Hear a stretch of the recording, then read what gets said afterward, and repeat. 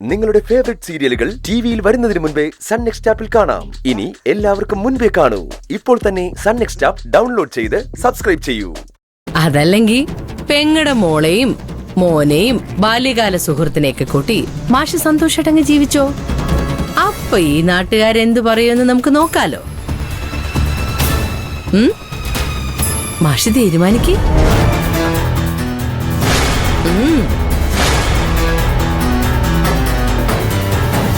നീ വാടാ.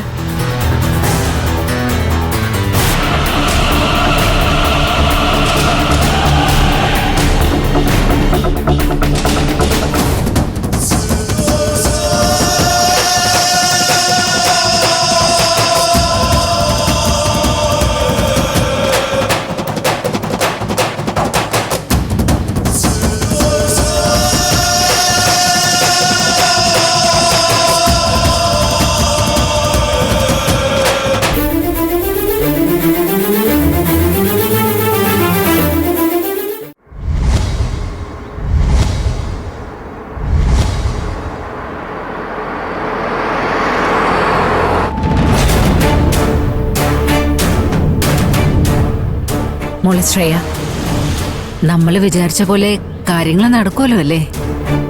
മമ്മി എന്തിനാ സംശയിക്കുന്നേ? ഇതുവരെയുള്ള എല്ലാ മൂവ്മെന്റ്സും കറക്റ്റ് ആയിരുന്നില്ലേ? അതുപോലെ എല്ലാം ഭംഗിയായി നടന്നോളൂ.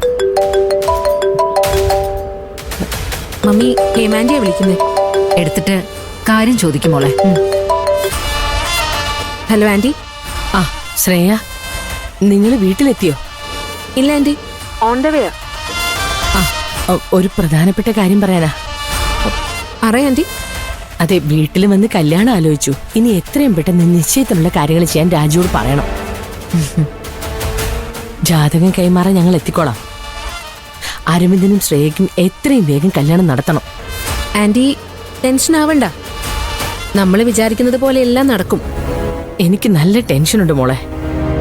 ഈ കുടുംബത്തിൽ ഒരു കുഴപ്പങ്ങളും ഇല്ലാതെ ഇതുവരെ ഒരു നല്ല കാര്യവും നടന്നിട്ടില്ല. ആ തുണിക്കച്ചവടക്കാരി ഈ കല്യാണത്തിന് ഉടക്കം വെക്കാൻ നോക്കും.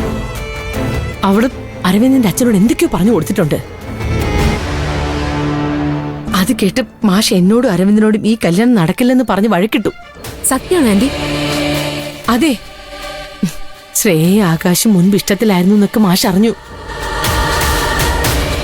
അനിയെ സ്നേഹിച്ച പെണ്ണ് ചേട്ടൻ കെട്ടാൻ പറ്റില്ല എന്ന് പറഞ്ഞ് ഈ വഴക്കൊക്കെ ഉണ്ടാക്കിയത്. ഞാനും വിട്ടുകൊടുത്തിട്ടൊന്നുമില്ല. ഈ കല്യാണം നടക്കുമെന്ന് ഞാൻ കട്ടായം പറഞ്ഞു. എന്താ മോളെ?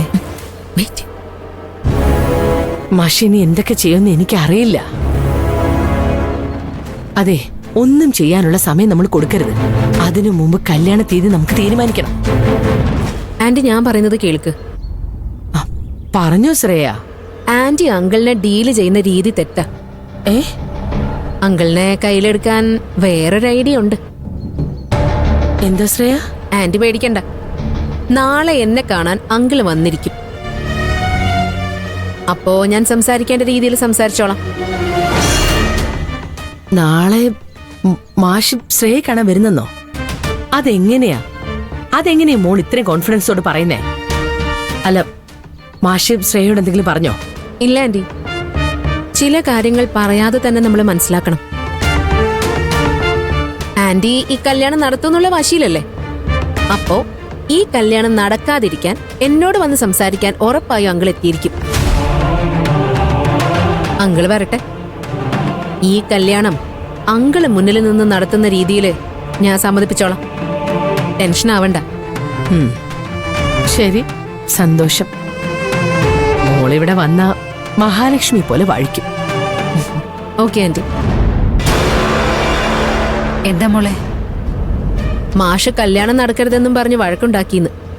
പക്ഷേ ഈ കല്യാണം നടക്കും.